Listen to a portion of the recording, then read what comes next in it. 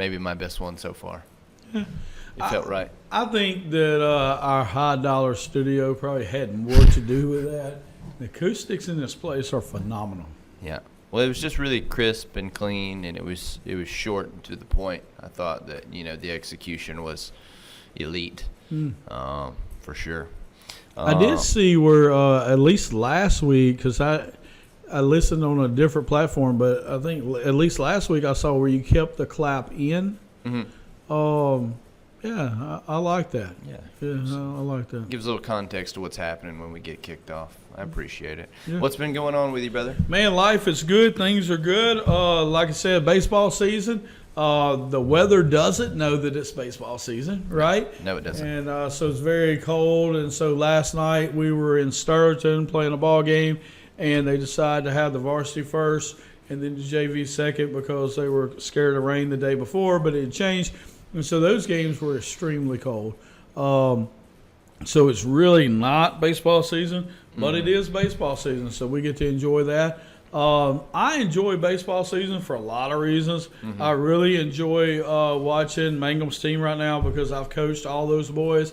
I've seen them growing up, and, man, it just means a lot to me to have them walk out there and stuff. Some of the parents, I was talking to one lady in particular last night, and she said, Cooper has really, grown up a lot, and she said, I hadn't seen him that much in the last few months, and he's really grown up a lot. And then she said, yeah, he's getting thick. Oh, boy. And I said, yeah, you're right. I said his butt's getting big is what it is. And she says, well, I was really noticing his legs and stuff, And she said, yeah, he's getting thicker, And so I started laughing. Well, after the game, I told Cooper, I said, Miss Jessica said that your legs are getting bigger. And he says, Miss Jessica must be looking at my butt. I said, yeah. So anyhow, but getting to see these boys grow up from being young and then grow up. And like I said, I started coaching when they were young. And then, really coaching them hard when they're 13 and 14. And now getting to see them at 16, 17, and 18 is really cool. Poor Miss Jessica.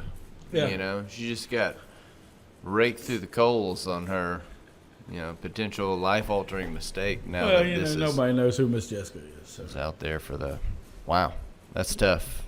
That's good stuff. So we enjoyed it, and like I said, enjoyed, getting to be around these boys. Stuff. Something else I enjoy. I'll tell you what. Let's ask how you feel, and then I'll get into my deal. Well, I can tell you that I feel very similar. We got a game Thursday that I'm told is going to be in the 30s with 16-mile-an-hour wind. I'm not happy about that, but that's baseball, and our team's playing well right now. So I'm pretty happy with the majority of our lineup. We got a couple of spots in our lineup we got to get figured out.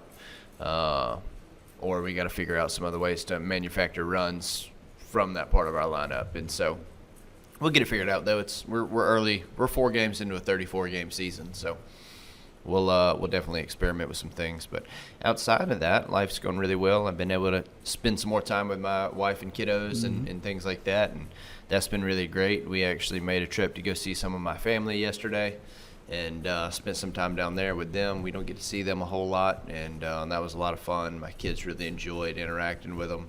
And they had 2 hairless cats, the Sphinx cats, which are just hideous things. Yes. No person should have those, but they did. Worst pet ever. Yeah, agreed.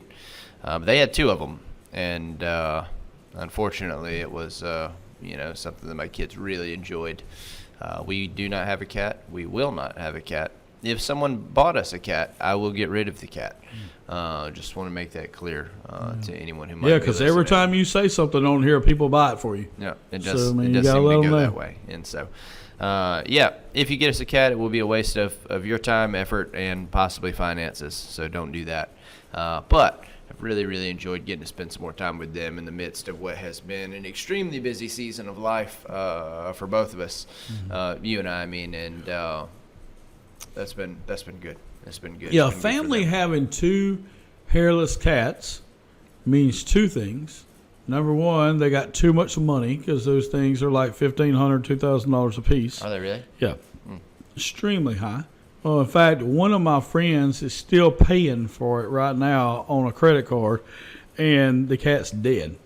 Wow. But he allowed his wife to do it, didn't put his foot down, didn't do what God told him to do, and he's still paying those interest rates on that. We call that pulling a Joe. I got a buddy named Joe Reasonover that does some crazy things sometimes. Yeah. And so when someone does something really dumb like that, we call it a Joe. Yeah, and if his name was Joe, it'd be even worse. That'd be wild. It'd be called a JoJo, right? Wild. Yeah, kind of wild deal. And so anybody that's got two of those cats, number one, they got way too much money. Number two, they have lost their mind, right? And so it is what it is. No, baseball season, like you said, on Thursday, it's going to be terrible.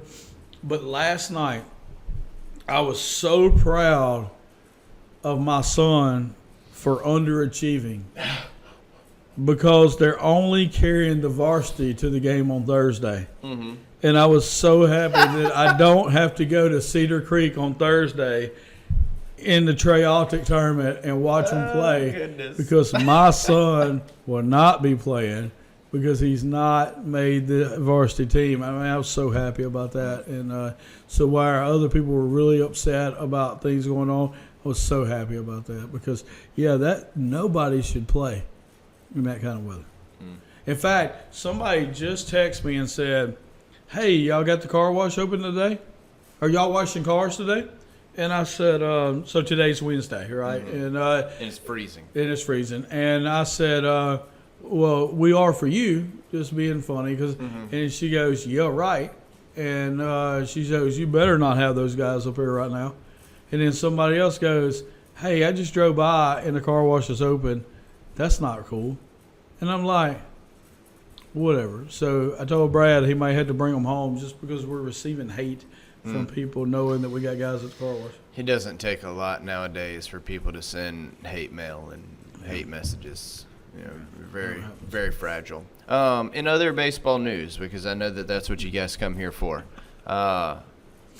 Mangum and FCCS, which is the team that Clay's son plays on, and the team that I'm coaching, we play each other Tuesday. Okay. And so before our next episode, we will have squared off in an official game. And so that'll be an exciting turn of events. I think that should be a competitive game. I would think so. Are y'all in the Trialtic tournament this weekend? We are. So you probably use a lot of pitchers just like we will. Yeah, we're gonna throw. We got 3 games.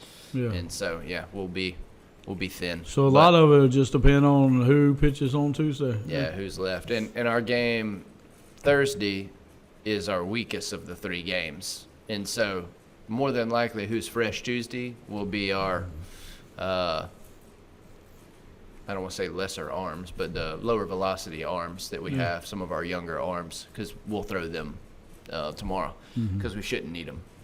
We 10-run the team. We're playing Thursday already in this season. And so it should be a hitter's duel. That's usually how those things go when people are out of arms after a tournament weekend. But we'll see. Hopefully we get some warmer weather. But nonetheless, it'll be an exciting game. I always like playing against kids that we know. Yeah. And so I enjoy when we scrimmaged, and we scrimmaged earlier in the year, and Mangum beat us in a scrimmage. But, you never like to lose. But if you're going to lose, it's good to see success from kids on the other team that you're familiar with. And so, to see Blake and Lane, play well, and, Mooney and a few of those other kids that we've gotten to know real well. That was a lot of fun. And so, and then it adds a little bit more spice to the games coming up, because there's more on the line because you're going to see them again, and you get to mess with them in church and different things like that. Yeah. Well, you said that we played each other and everything, or you said that people listen to Jesus Cartel to hear baseball news. Absolutely. I heard Becky say something the other day, maybe it was yesterday or something. And she goes, FCCS has a pretty good team this year, and I was like, how do you know that? She goes, well, that's what Andrew says on Jesus Cartel. Yeah. There you go. Yeah. He's not wrong. And they do have a good team. So a lot of good kids. Another reason why I enjoy baseball season is because over the years, I have lost weight during baseball season. So on my weight loss journey, most of that weight is lost during baseball season. Whether baseball season is now, like it is now in high school, or whether it was April through June like it was in Dixie, those are the opportunities that's easiest for me to lose weight. And then usually when I lose weight during that time, I don't gain it back the rest of the year, but I lose it during that time. And so we're in that journey right now, and we're trying to do some cuts and stuff, and it's working, and it helps having those baseball games and stuff. And so I have a buddy of mine that had been talking about doing some weight loss and making some lifestyle changes and some different things, and we've been talking about it for a little while. But last Monday, so 9 days ago, I called him and said, hey, this is what I'm doing, and I think that you should do this. And you've talked about it, but I think the time is now. And he said, I agree. And he started it the next day on Tuesday. And he texted me this morning, and he's lost 9 pounds already in 9 days. That's awesome. In 8 or 9 days. That's yeah. awesome. So very, very encouraged by that. He also went to another office where he's not every day yesterday, and a friend of yours told him, man, you look like you've lost some weight, and especially in your face. Yeah. And so that was encouraging for him. I bet. And so, hey, look, just because it's cold outside doesn't mean that you don't have to be in the gym, doesn't mean that you have to sit up in the house and eat all the time. You can find some things to do. So. Yeah. We talked about self-discipline in class this morning. In one of the big things that I was hoping to communicate, hopefully came through clearly, was that all self-discipline starts with a decision. Everything starts with a decision. And ideals don't accomplish tasks. Decisions do. Yes. And no matter how good, bad, or ugly, or easy, or difficult, or whatever you're trying to do, it doesn't matter the task. You have to decide to do it. And I really encourage them, and this may have been some weird advice, and I'm actually curious your opinion on this, because I told them this too. I said, hey, if you're not going to do it, don't say that you are. There you go. Don't say that you are. Don't lie to yourself, because you are harming your integrity to yourself. And if you lie to yourself about it, the next time you tell yourself you're going to do something, you're not even going to believe you're going to do it. And so it makes it easier to. And so, like, if you know you should get in shape, I was explaining to them, like, you should start running. You've let yourself get out of shape. You got no cardio. You get tired walking up a flight of stairs. You should start running a little bit. But you also know you're not going to. Don't tell yourself you're going to go start running tomorrow. Yeah. Like, especially don't tell other people. Yeah, for sure. It makes no sense. And so what you really need to do is consider the reason. Like, first, be honest with yourself. Say, hey, I need to start running. I'm also not going to. And now, like, digest and divulge the reason behind that. Yeah. Like, what is the reason that you're not willing to do something you know you need to do? And figure out what that is. And it's most likely that you just have fallen into a state of laziness or contentment. But if you can't be honest about that, then you can't address that. And so you got to kind of get to the root cause. Everybody wants to fix a tree by watering the leaves. That's not how you fix a tree. You got a root problem. And so that's kind of my thought on that. What do you think it goes about along with it. Well, I have a whole tangent I could go on, and I'm trying to decide if I want to do that on that. But before we do that, let me say this. I made this statement yesterday, a statement I've never said before, but it's basically I just let them know, because we were talking about commitment in class. And I said, basically, you can't just be anything that you want to be. And I gave scenarios why, in that whole scenario, not trying to go into that. But I did say that, but your ceiling on your success has everything to do with your ceiling on your commitment. So your commitment level is going to determine the ceiling on your success. So how committed you are, like you said, it starts with a decision. Hey, come hell or high water, I'm drawing a line in the sand. This is what we're going to do. It doesn't matter what the results are. It doesn't matter how it looks like. It doesn't matter. This is what I'm doing. I'm drawing a line in the sand, and I'm committed. With that kind of commitment, if you'll stay with it, then your ceiling just keeps getting higher and higher and higher. But if your commitment is tied to the success that you see with your physical eyes, or tied to emotions, or tied to anything like that, or feelings or whatever, then you're not going to see very much of it at all. Yep. Commitment's everything. And they were able to echo that back to me this morning. Okay. And so they communicated those two things very clearly. Amen. And so it sounded like that landed really well. And I completely agree. Yeah, that wasn't something that I'd practiced or, even talked about before. It just kind of come out with the flow. But, man, it means a lot.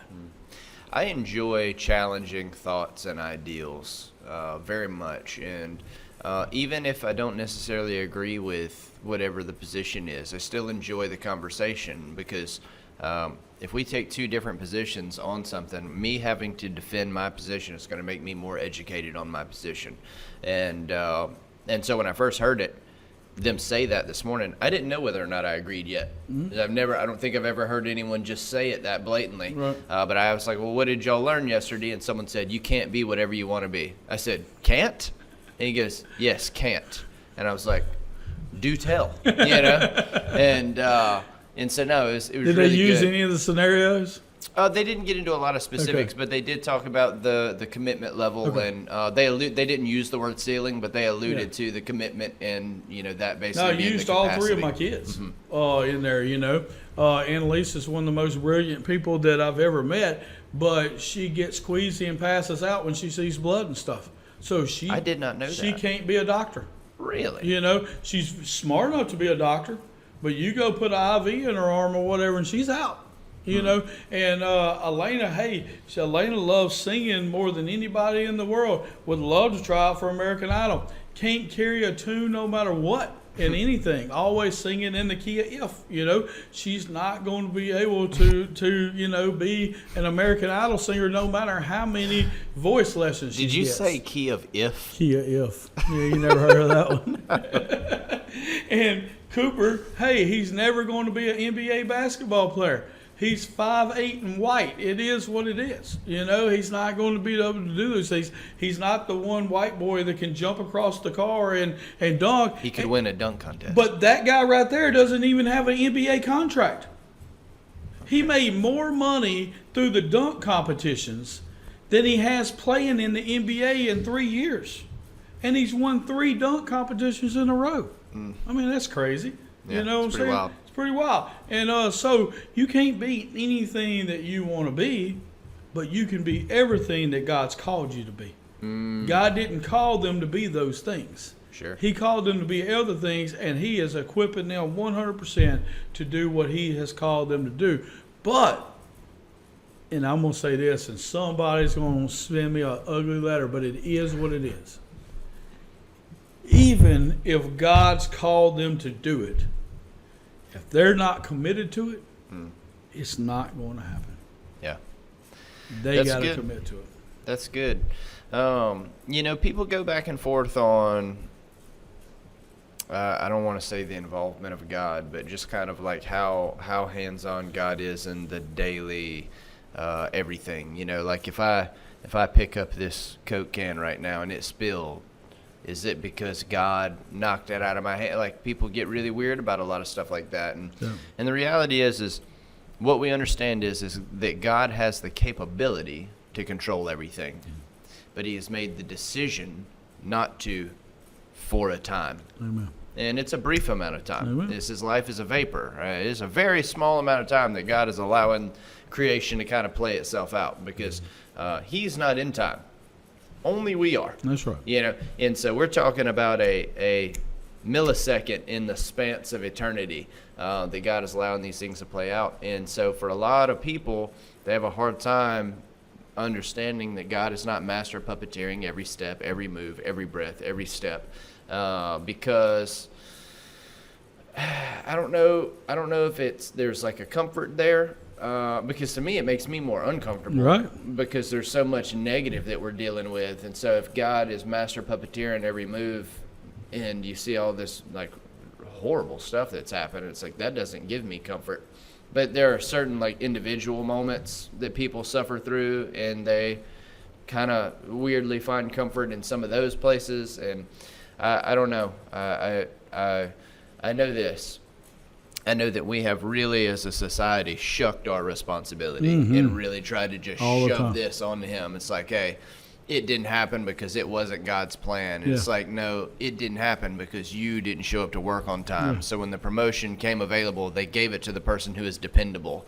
It wasn't that it wasn't God's plan. It was that you are inadequate in taking care of basic responsibilities. And that's okay. Yeah. Because if we can acknowledge and take ownership of the fact that we're inadequate in an area, we can change it. But if it was God's plan, then you are literally in control of nothing, and life is going to happen to you. There will be no victory for you on this earth through Christ, because you have shucked all responsibility, shirked it and skirted it and said, hey, you do it, I'm not going to. You can either do it or it can't get done. Right. And we forget that I want to say every story outside of the crucifixion, resurrection itself, where God called someone to do something, or God called things to happen, there was a person who had a job that had to be done for these things to be carried out. And we can make the argument that God controlled all those things, I guess, but so much of it was done wrong. And it would be weird if God would, like, when God told Moses to speak to the rock and water would burst, and then Moses hits the rock instead of speaking to it because he trusted his experience more than he trusted what God told him to do. Mm-hmm. Like, it'd be weird if God forced Moses to do that wrong, knowing what, and so, and there's just so many examples of that. Even when Jesus on the cross, he had to make that decision. Sure. Sure. He had to make the decision. He was a man. You talk about how people, shut responsibility and put everything on God. And it's not just God. They also put it on They put it on these imaginary people, the man that's holding me back. It suppressed me. I can't do this because they did this. So because they did this, then I'm not able to do that. And so they shut responsibility on the imaginary people for holding them back, or people centuries ago that they never met, and stuff. And because they did this, then I can't do that. And it's ridiculous, but it's just people not taking ownership. And you and I happen to be a little more free will guys than most people, mm-hmm. And just believe that, hey, God had a choice. He gave us free will, and for this period of time, this is what it is. And you talked about, God's timing being different than ours. Man, anybody that even tries to understand God's timing and how He sees time it's going to be difficult. Yeah, His timing is probably one of the things the furthest from the way our ideas are. Mm-hmm. We can understand God in a lot of ways, but understanding the timing of all this, because we put so much focus on this time, which is, like you said, it's like a vapor to Him. So us trying to, talk about and analyze and visualize God's timing is really, it's just not going to get anywhere. And we go back to, and I may have apologize if I talked about this recently already, but peoples want to formalize everything. And we have a scripture where it says a day is so 1,000 years, 1,000 years into a day. And people are like, okay, here's my God time calculator. You know what I mean? 6 days creation, 7 days, 7th day of rest, 7,000 years. Here we are. And it's like, I don't believe, there's no part of me that believes that that's what God meant. I think what He was trying to communicate was, this doesn't make sense to you. Right.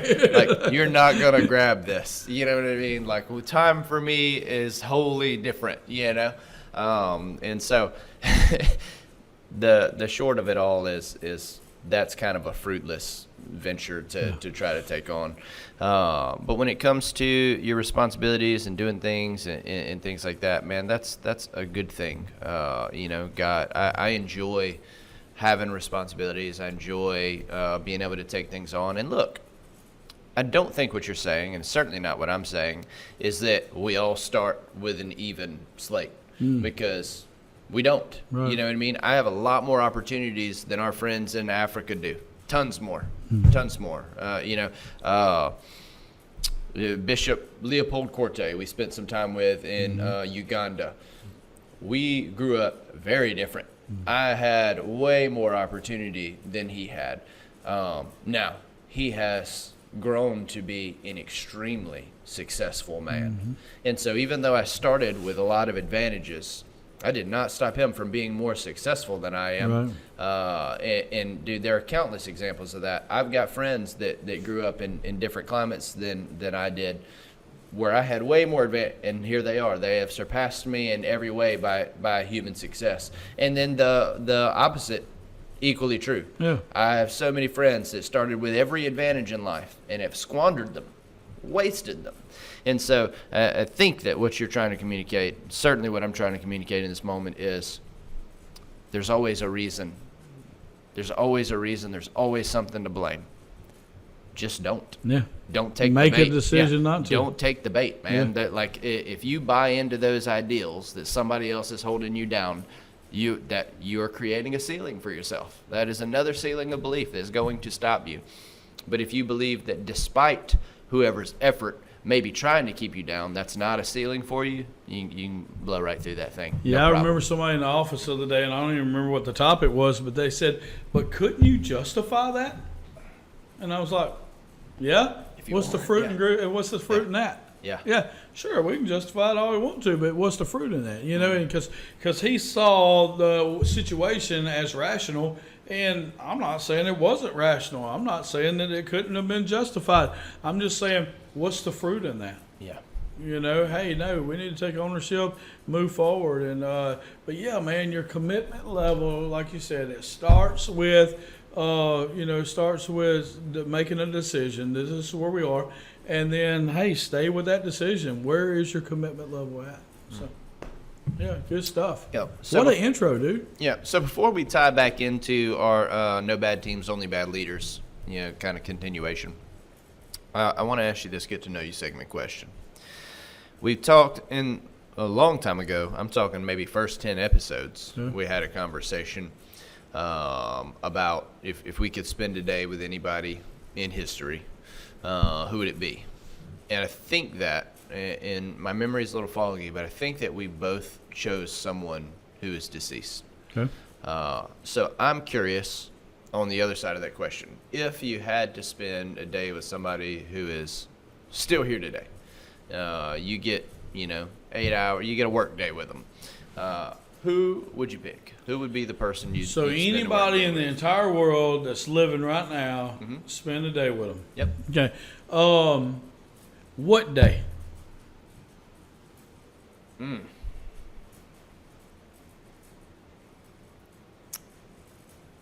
I want to pick something unusual. Your anniversary. I'm just kidding.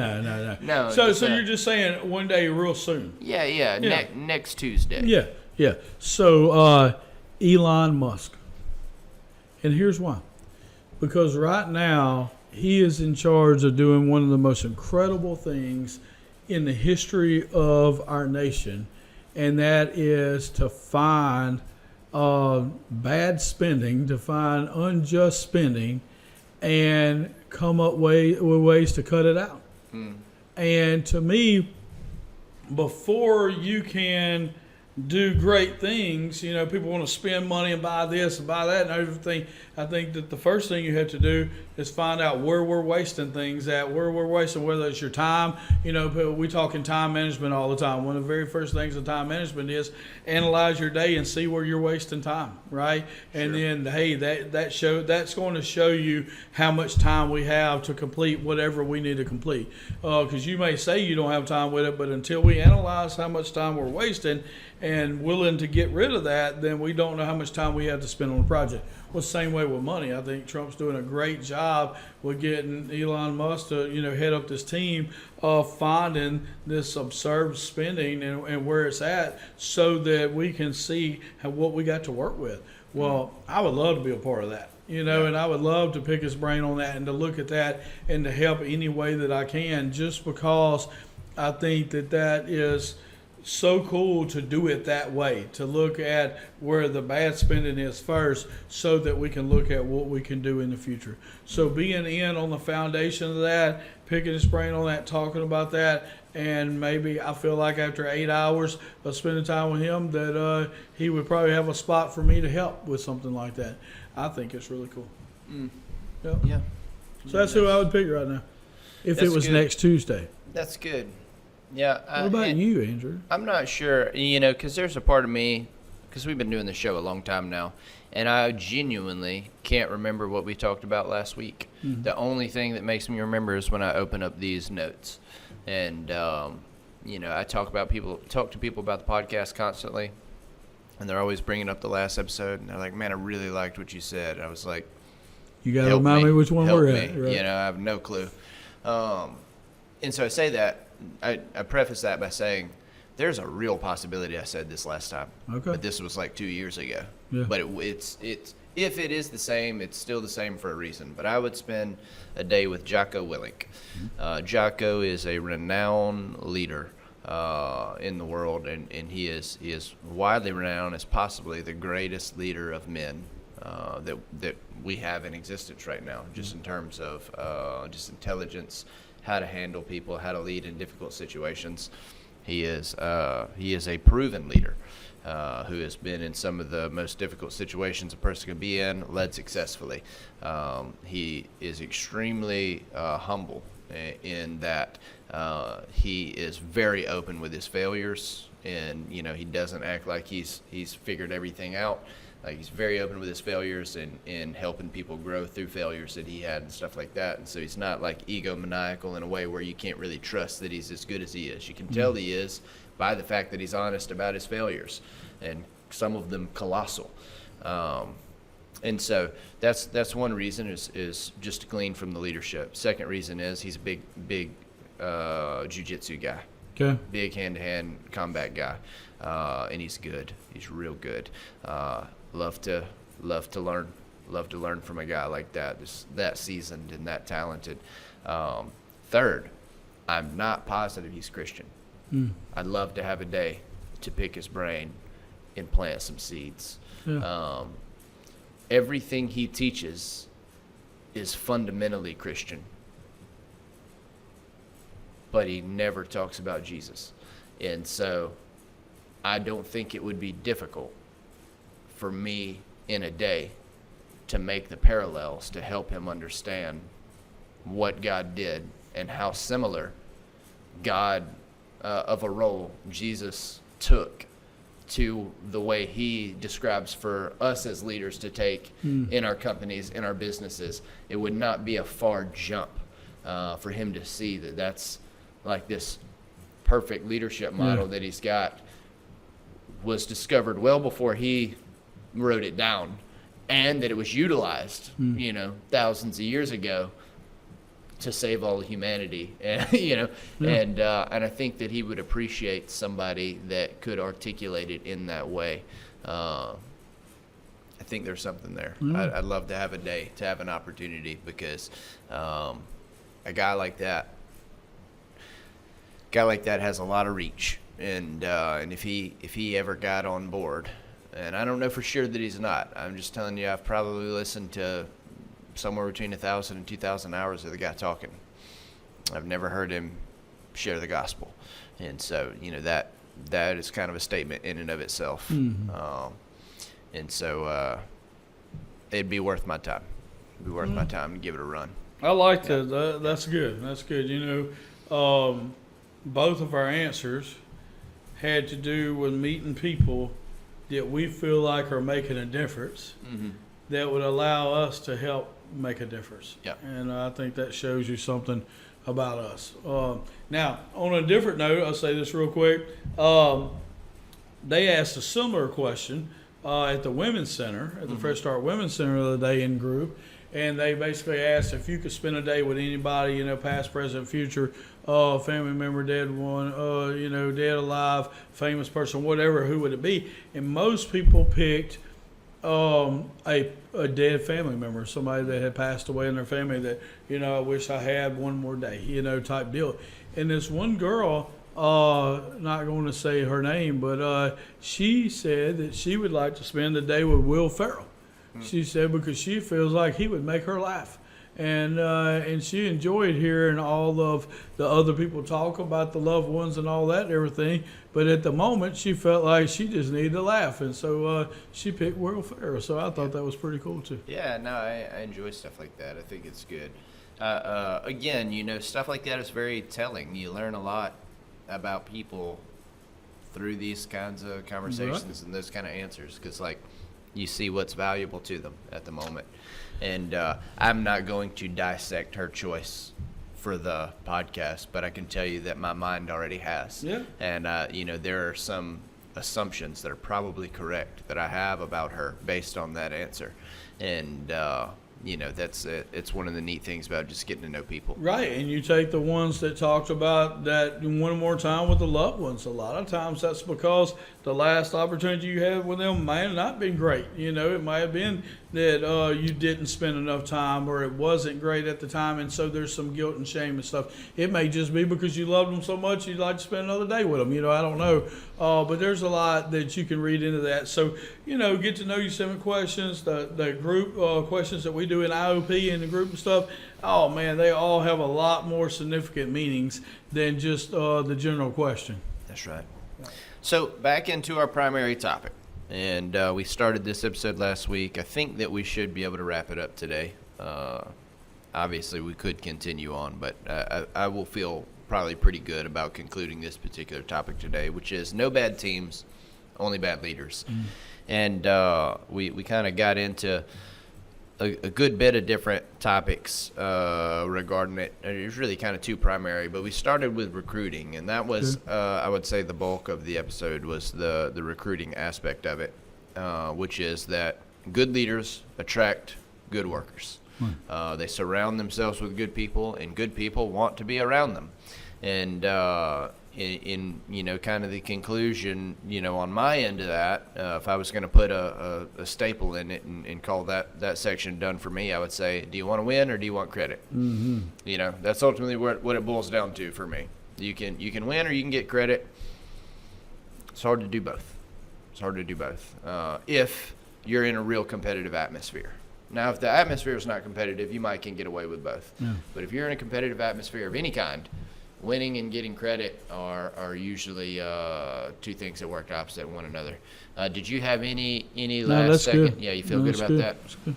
And I feel like we maybe started to talk about this a little bit. At least it was alluded to, but I don't know that we got into the nuts and bolts of it a lot. But when you're a good leader and you're surrounded by good people, it gives you the ability to troubleshoot problems ahead of time.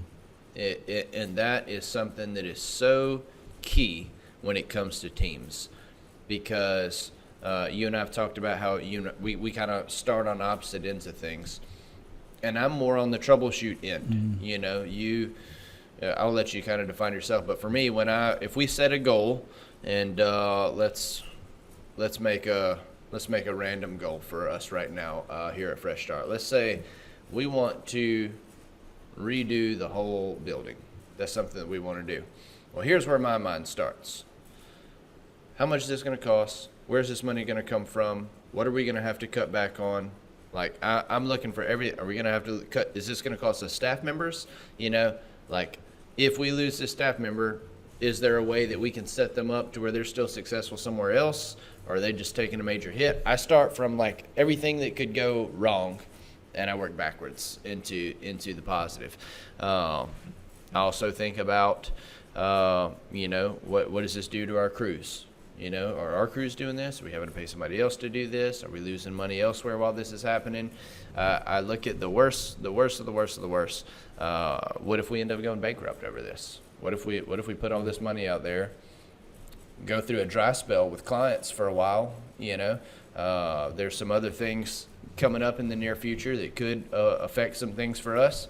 What if that hits us harder than we think? We get in the middle of this rebuilding project, and now we're kind of upside down in a situation. How would we recover from there? And I'll start formulating a plan in my mind for we just went completely bankrupt, and where do we move from there? Mm-hmm. And that's really, to a lot of people, that is a really ignorant way to make a plan. Hey, and I understand why people would have difficulty with that. But once I can get past those things, life gets really easy for me. The problems get less and less difficult, and eventually I work myself to like a really positive mindset. I kind of end on a positive note. But I can't filter through that by myself. That is way too many variables. So what do I need to be able to do that? I need really intelligent people who are willing to be honest and open with me about everything that's going on, good, bad, and ugly. A yes man will kill me. It'll kill me. And so when it comes to troubleshooting or kind of addressing things ahead of time, what is your response to that? How important of a factor do you think that is when it comes to good leaders or bad leaders? So I would consider the leader having the ability to troubleshoot as a luxury. I think it's a very good luxury. Sure. And I think there's times that I've had that opportunity, and then there's times that I haven't. So there's times as leaders to where your team isn't that great and you're having to take more of a hands-on role. You're having to be a little more hands-on in some areas. I was a little more hands-on the last couple of days because of some personnel changes and some different things. And so when you're doing that, you have to focus more on that role that you're specifically doing at that time. When everything is right and you have the right people, then you're able to not only manage those people and check on that, but you're also able to stay 2 or 3 steps ahead, looking at some issues that could have happened. And I love it because generally, our place runs well. And so when it's running well, a lot of times people come up to me and they're like, well, but I do see that roadblock up there. What are we going to do about that? And I'm usually like, hey, I already got that figured out. This is what we're going to do. And usually the response is, that's the reason why you get paid the big bucks. And so by the time other people, recognize stuff, usually I've already formulated plans. But if you're a leader, it's having to work more like a team member because the level of team member is not high enough, then some of those things have the potential of creeping up on you a little quicker than they should. So I think that when you do have a great team and you're able to troubleshoot, look ahead, get some more vision and watch out for some things as a leader, I think that's perfect case scenario. And I fall in that a good bit because I usually surround myself and have a really good team. But sometimes I have to go to more of a team player role, and when I do, still look ahead, but just not able to spend as much time with it. And over the long term, that could bite you. We pride ourselves on no matter who comes to work, what anybody does, what happens, hey, the show must go on. Brother Ed always said, one monkey don't run no show. And so we don't gripe about it, we just do it. But at the same time, we are supposed to have a certain amount of staff members for a reason. Sure. And so for a period of time, that's okay for everybody to, hey man, we just got to go get it. Sometimes you just got to get it. We're grin and bear it, go get it. Hey, I understand that, and I'm cool with that, and that's my mentality. But there's a reason why we had 7 instead of 5. And the thing that's going to lack is the person looking ahead, looking for roadblocks, looking for issues, looking for those kind of things. Yeah. So you put yourself in a position where you're more likely to get caught off guard the longer that you don't have that role. That's right. And people don't realize the severity of the leader's job when it comes to that, because troubleshooting isn't just what could possibly go wrong. It's what are the tasks that you only have to do one time a year that keep you functioning, that if these get missed, like there's probably, and I'm ballparking here, there's probably 5 or 6 things that have to happen once a year around here that if any of those doesn't get done would be devastating. Yeah, devastating. I mean, absolutely devastating. Yeah. And it would be such an easy oversight. Yeah. It would be so easy to just to miss. It'd be so easy to miss. And so if your leader is having to play team member, the likelihood of something like that getting missed, way higher. Way higher. Well, if you're a bad leader and you can't surround yourself with good people, the likelihood of you having to play team member is much higher. It doesn't take an unusual circumstance for that to happen. Now, on the flip side of that, a really poor leader, this is getting off into like this irresponsible territory, will build up what they believe is a good team and then just willfully be hands off. Yeah, walk away. And say, well, I got a good team, they'll do it. And they don't spend any, like, they do have the luxury of troubleshooting and are choosing not to. Right. And it's like, why would you do You that? ask them how it's going. It's going great. Yeah, yeah. But what about if you ask the members of the team? What That's would right. they say? That's right. And so when you see a discrepancy between the team leader and then the I don't want to say subordinate leaders, but kind of Team captain. like it's got to be addressed. It's got to be addressed, and it doesn't mean that it is necessarily one way or the other. But you don't know until those things get hashed out, and so we've seen both of those. I've been a part of both of those, and it's very, very difficult to do. And it's why an open dialogue is such an important thing. I had somebody ask me this morning. He said, and this is a kind of a spin topic because we were discussing an individual, and he had just asked me some questions about this individual, and my response to them was, well, they got church hurt several years ago, and just never recovered from it, and he was like, he said, well, you're a pastor. Do you feel like most church hurt is avoidable? And I said, and I took a second, and ultimately where I landed was, yeah, I do think it's avoidable, but it takes two things. One, it takes a mass amount of humility as a leader, because as the leader, all criticism comes to, through, and because of you, whether it did or it didn't. To, through, and because of you. Yeah. And so it takes a lot of humility to have to hear everybody's complaints about you, your staff, the way things are going. It's just like being a baseball coach. Everybody wants their kid to be a starter. And if the kid is not a starter, you're going to hear about it, and they're going to be whispering about it, and all that's going to. And so if you lose, as long as you're winning, everything's fine. But the minute you lose, oh boy, buckle up. You know what I mean? And so it's no different being a leader in a business or anything else. It's like when things are going well, everything's going to be fine.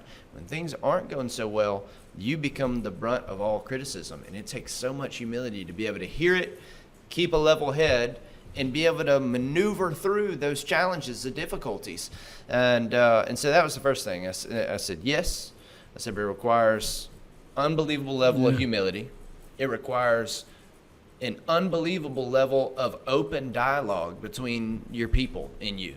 Like they have got to be able to access you. You've got to be able to enter into conversations regularly with them. And the last thing that I told him, I said, the reality is when it comes to pastoring, you are ultimately basically responsible to have an intimate relationship with everybody who's under you. And if you can't do that, you're too large. You're too large. And so that's and we kind of got off into, why I said he and I didn't. My mind kind of went off into the early churches being broken up into homes. They weren't. It wasn't thousands of people meeting in one big place.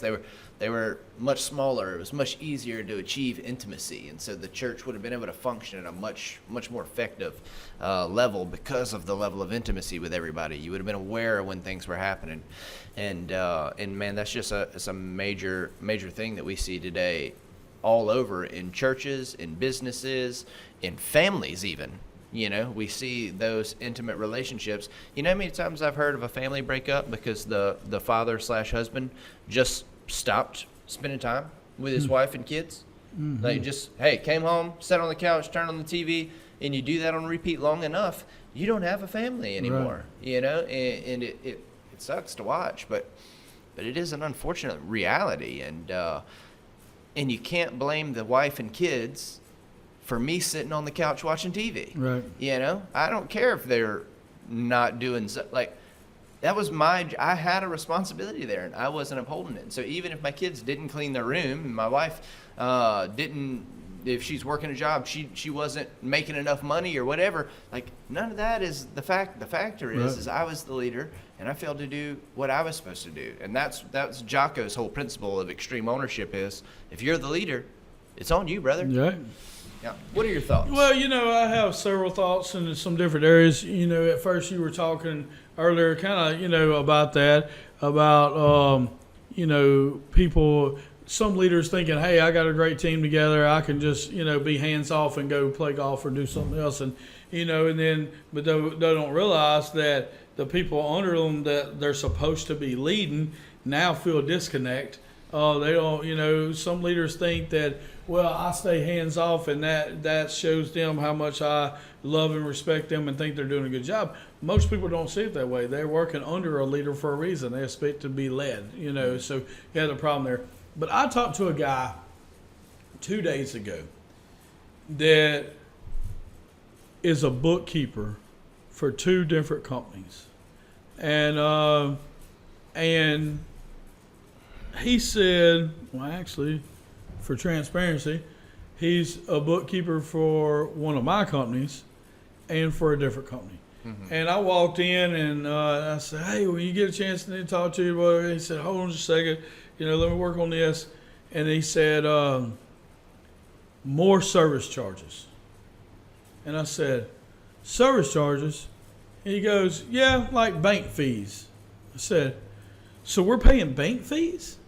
And he goes, no, sorry, I'm talking about the other organization. And I said, why they got bank fees? And he's like, well, not having enough money in this account or that account or whatever, and not, paying the credit card on time and that kind of stuff. And so they're paying interest and stuff like that. And I was like, so they don't have enough money? He said, no, they got plenty of money. They're just not getting me this stuff, and I'm not able to take care of it because they're not giving it to me, and they're paying fees and stuff because of it. Mm. So I said, well, look, we've had a credit card that we put a lot of stuff on for many years now. We have bank accounts, several different accounts, that kind of stuff. How much do we pay in fees? And he goes, well, we've never paid anything. Mm. And I said, okay, I thought so. I just want to make sure. And he goes, no, you give me everything that we need. I have everything that I need to be able to do my job. Mm. And therefore, we've put, an average of, $4,000 or $5,000 on a credit card every month. And we've never paid anything, any interest whatsoever on that credit card and stuff. And I said, okay. And but yet we've built up a lot of reward points and stuff like that. Sure.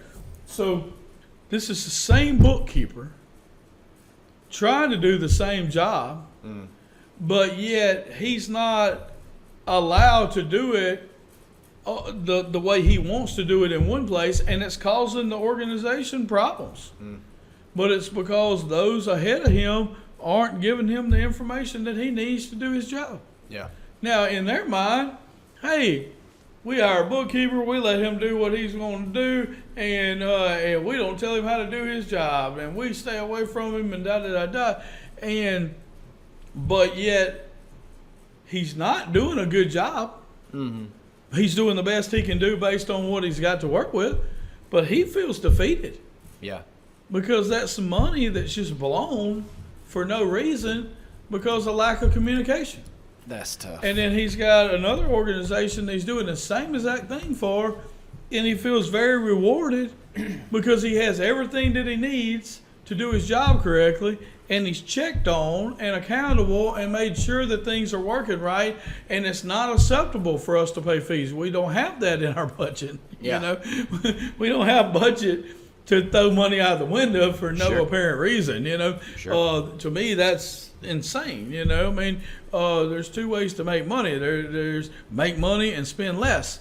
Well, spending less on things that you acquire is one thing, or spending money on things you acquire is one thing. Spending money for no reason, just throwing it to people that already got plenty, that's unacceptable. I agree. And so here is this guy, as a worker, wants to do a great job, and in one area he's handcuffed. That's difficult for him. Yeah. But yet those leaders don't even see it. So like you said, the worst thing that could have happened to you at that time was to have a yes man. Yeah. Hey, look, that's one of the worst things you can do for somebody is to become a yes man for them. Yeah. Because if they don't have anybody else strong enough helping them, and their strongest person is a yes man, that's going to be difficult. Yeah. You filmed, let me just say this, and I'll go back into it. You filmed a video for me a couple days ago. Mm-hmm. And just to let everybody know, I asked Andrew, hey, how can we do this? He said, here's how we can do it. Let's do it. He set it up, had it ready to go, showed me what format to do and everything, and he filmed a video for me. When I get through the video, I feel great about the video. I'm like, man, I did a great job. I said everything I wanted to say, yada, yada. I got through, and Andrew just kind of looked at me funny. And usually he's like, oh, yeah, because Andrew likes to do everything on the first take and everything else. And he goes, hey, I thought it was great. There was 2 issues with it, and I want to tell you the 2 issues. And so he told me the 2 issues. And so I thought about it, and I said, okay, this is not, a commercial that we're shooting. This is not something that's going to go out for millions of people. This was an area where I was supposed to just look like a regular guy, not somebody in some prepared statement or whatever. So even though I misused a word and even though my computer made a sound, I made the calculated decision that, hey, look, I think it's good. I think if we shoot it again, I'm probably going to mess it up. And for what I'm trying to accomplish, I really think this is good. And Andrew said, I don't have a problem with it. What I have a problem with is if I wouldn't have told you and later on you looked at it and was like, why didn't you tell me? Yeah. You know what I'm saying? And so I thanked Andrew for being a friend of mine who could tell me what was wrong with a situation and still be okay if I chose to not redo it. And to be honest with you, I think that you would probably say I shouldn't have reshot it either. Yeah. It was just that you wanted to make sure that I knew that those things were in there before we sent it off. Sure. I mean, when you say things like that, a lot of times people do it so that they're kind of storing an "I told you so" for later, and that's horrid. That is not the type of supporter you want to be. You don't want to bring up bad things so that when they ultimately fail, you can be like, see, I told you, I knew that was going to happen. Like that's the worst kind of person you could be. I just wanted to make sure that there was no surprises. Yeah. You know what I mean? If you were okay with it, I was okay with it. I thought that the video as a whole was a good video. It just wasn't perfect. Right. And so we can bring those up, talk about them, decide whether or not we believe that the work was sufficient for what the purpose was, and it was more than that. But the last thing that there are a million things. I think about everything that could have went wrong. Yeah. What if what we were trying to accomplish didn't get accomplished because of those mistakes? Right. And I could have, fixed them, and we didn't even talk about them. And so you get a email that says, hey, this situation is a no-go because of the insufficient video, and then you watch the video back, you're like, oh my goodness, I didn't even see Andrew, that. Why Andrew, didn't you tell me? Did you see this? And I'm like, nope. You know what I mean? No. So now I'm in a position where I got to lie or be honest, and it's not a good thing. So if you're just a yes man and you're like, yeah, Clay, you did a great job on your video, and then I find out later that it's not, how do I feel? Well, some people, I guess there's some leaders that just won't yes men and they'll suffer the consequences. But I'm not that guy. One of the worst things that somebody can do to me as an employee or a worker or a friend or whatever, especially like at Fresh Start, if something happens and a guy ends up leading the program or messing up or whatever, and somebody goes, well, I could have told you that. Yeah. That's one of the worst things, because I'm like, why didn't you tell me? Yeah. Now, if you did tell me and I decided to deal with it anyhow, hey, I'm okay with it. I'll deal with that. I'm humble enough. Hey, I can deal with that. I can eat crow. I can say, well, you're right. You did tell me that. I put all my eggs in that basket. It didn't work out. But for you to have information and specifically hold it from me, but then try to play that card after it comes out like a Monday morning quarterback, that's when I have difficulty. Yeah. Now you tell me up front, and then I'll make a decision whatsoever, and then you want to tell me you told me so, hey, I'm cool with that. Yeah. But if you withhold information and just tell me how great I am and tell me, everything that I want to hear, and then after the fact, I find out that you could have saved us from having a problem and you didn't tell me, I got a problem. Yeah. Prophets don't prophesy after the fact. Come on. Yeah, a fun way to tell you, like, hey, nobody cares what you knew afterwards. Right. Is irrelevant. And so, but everybody wants to, I knew. It's like, if you knew, you'd have said. You didn't say because you didn't know. I got a statement about prophets that I want to make to you outside of here. So just remind me. Yeah, I don't I'd love think to. that I want to say it on camera. Sure. I'll tell you this, man. When it comes to this particular issue, when it comes to no bad teams, only bad leaders, there's a couple of little stories I want to share, and I'll secede the rest of my time to you. One, it's all ego based. Being a bad leader is always ego based, no matter what the situation is. And in any situation, when you're talking about bad leadership, if a bad leader is listening to this podcast, and we know a lot of people that lead businesses, organizations, teams, churches, we know a million of them. 20% of those people could listen to this podcast and say, he's talking about my situation. Come on. Because it's all the same. You know, it's not specific. It's all the same. It all sounds so specific because it's only one issue. Right. You have an egotistical leader. That's the thing that destroys leadership. And ego hides a lot of different ways. So not all ego looks the same. You know, some ego is making a whole lot of yourself. Some ego is making nothing of yourself and trying to make it seem like, you know, everything runs without you. It's like, it's both ego though, because you're the focal piece of it. And it's just not a good thing. So it's all ego driven. And there's a story, I think Lewis may have shared it with you the other day from a book that I had given him where, you know, it was SEAL team training was happening, and they had these 6 boat crews going out doing these relay races. And this one boat crew just smoking everybody, crushing everybody. And then you got this other boat crew that is getting just devastated by everybody. Like, they're so far in last, it's ridiculous. And so the leaders come together and they talk, and they said, hey, here's what we're going to do. We're going to switch the leaders of those 2 crews. That's what we're going to do. And so now the leader of the crew that's smoking everybody is not happy, you know, because, I mean, this is his team. They're doing what they're supposed to do. They're succeeding. You know, it's a punishment in his eyes to be switched to this other crew. Now, leader of the terrible crew, he's thrilled because he's been saying the whole time that it's his crew's fault. It's not him, it's the crew. So when they switch the crew, 2 things happen. One, the crew that was good is still good. They're still good. But the crew that was bad is now better. Yes. The crew that was coming in last by a lot Close the gap. is not only did they close the gap, they won. They started winning because of a leader change. Yeah. Not a personnel change, a leader change. And the crew that was made up of excellent people that received a bad leader still had enough excellence to still be good. They weren't what they were, but they're still good. But the team that, if you would have stepped back and said that's a bad team, you realize immediately that it was just a bad leader. It's just a bad leader. And so that guy who got switched and then lost after he got switched to the good team, he's now got to embrace a hard reality. Yep. That it was me. It was me. And there's a scene from the movie Liar Liar that I love. If you've never seen Liar Liar, basically a little boy's dad is a lawyer, and he's made his whole living off of lying. You know, this is what he does. And he's not a present father. Every time he says he's going to do something, he doesn't do it. And so the little boy wishes on his birthday cake that just for a day, his dad can't tell a lie, and it comes true. And so the whole movie goes on, and he realizes Jim Carrey. It's a hilarious movie, and he realizes he can't lie, and he's trying to make it through the day. He's got all these court cases and stuff. He's trying to figure it all out, but he can't lie.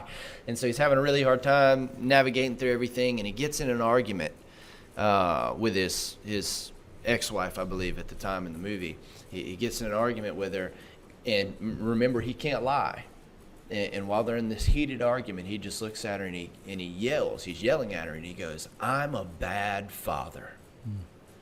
And you can just see it land on him because he realizes he can't lie.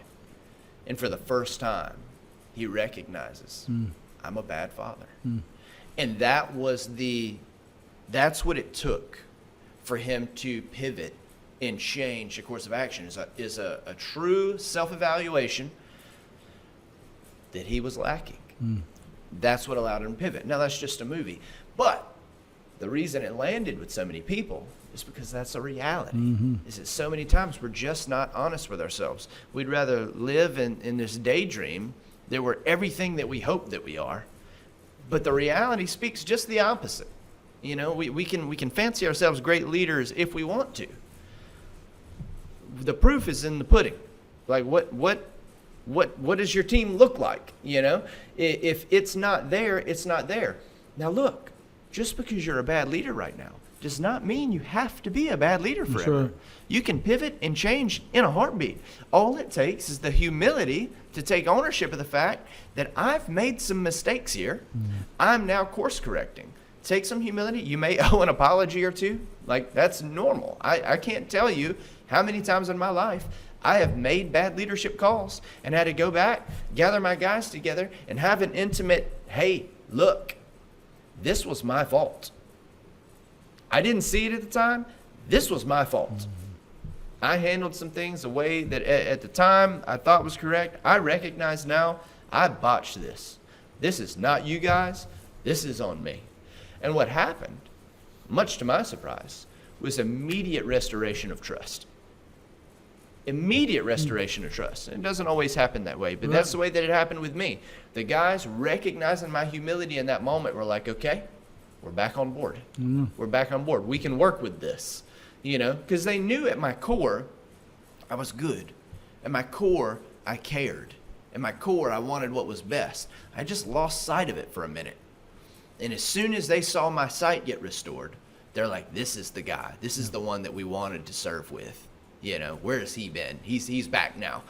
Man, they're pumped up. And we got some excellent things done. Excellent things done. But it all comes from that. You got to back down the ego. Take an honest self-evaluation of not what you think that you are, but the reality of what you're seeing play out in front of you. And then have the humility to make a change. And it's hard to do. Yeah, you know, not only can bad leaders turn out to be good leaders if they do those things, but good leaders can be bad leaders by forgetting how they got there. That's right. And by changing those things. And so we've seen it on both sides. So if you're a good leader, it doesn't mean you'll always be a good leader. You have to keep doing what good leaders do. That's right. You know, I ordered a book yesterday from John Maxwell, and I think the title of it is What Successful Leaders Do, or something like that. And you want to constantly be getting better. I'm, you know, one that's usually recognized as being a pretty decent leader, but yet I want to continue to get better, you know. Now, the story that you told about, and Lewis had mentioned a little bit of that to me, and I gave him this response, and I want to give you that response, is there's been a lot of times where I've been a coach, a leader, or a teammate on a team, or a captain of a team that was very successful, that's done well. And a lot of times you'll hear that, well, you just have a better team than I do, or you have better people surrounding you than I do. Always. And so you hear people say that because that's what losers say. They say that there's a reason they don't take ownership most of the time. Yeah. That's the reason why they don't win. And so most of the time, I will challenge them and say, okay, well, what about if we swap? You know, I'll take your team, you take my team, and we'll swap. You know, well, nobody has ever taken me up on that challenge. And here's why. Because their initial mindset is that. Their initial mindset is, yeah, if I had the right team, I could do this. He's got a better team. So, yeah, I would swap because then I would have the team. That's their initial mindset.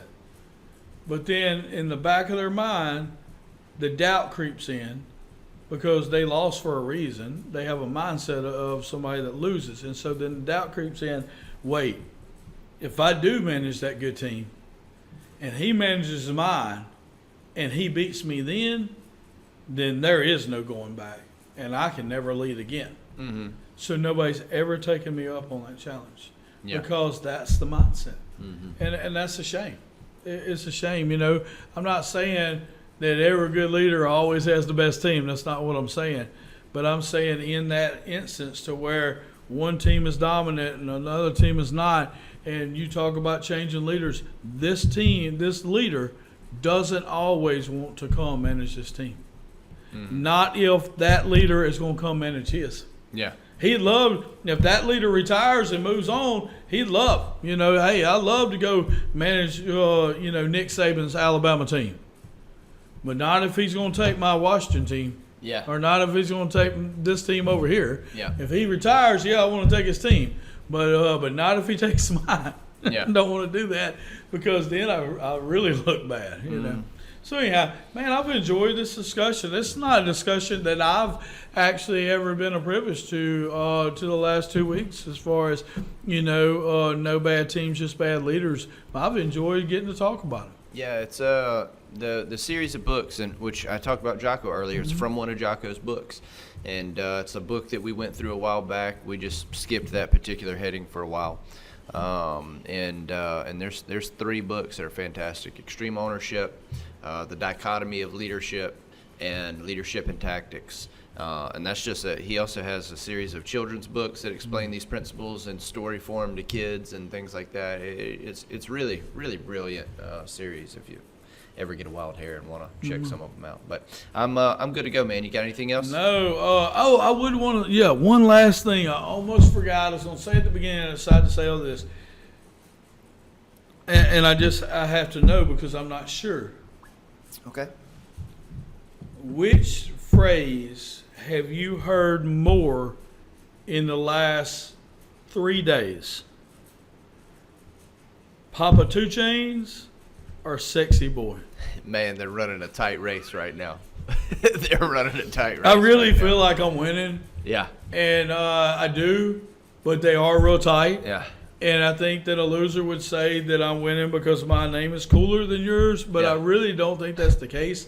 I think I've just probably been around more people, And but yeah, man, those 2 nicknames have really stuck for the last 4 days. Yeah.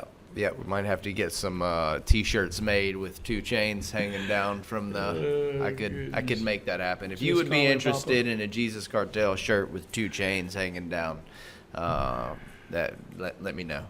Yeah. If you would enjoy buying a shirt, but not receiving a shirt, so that you can say that I'm too sexy for the shirt, we would like to take orders for that right now. Give us the shirt money. We'll take care of it. $29.99. You choose extra soft or not. Yeah. I love it. Y'all have a good day.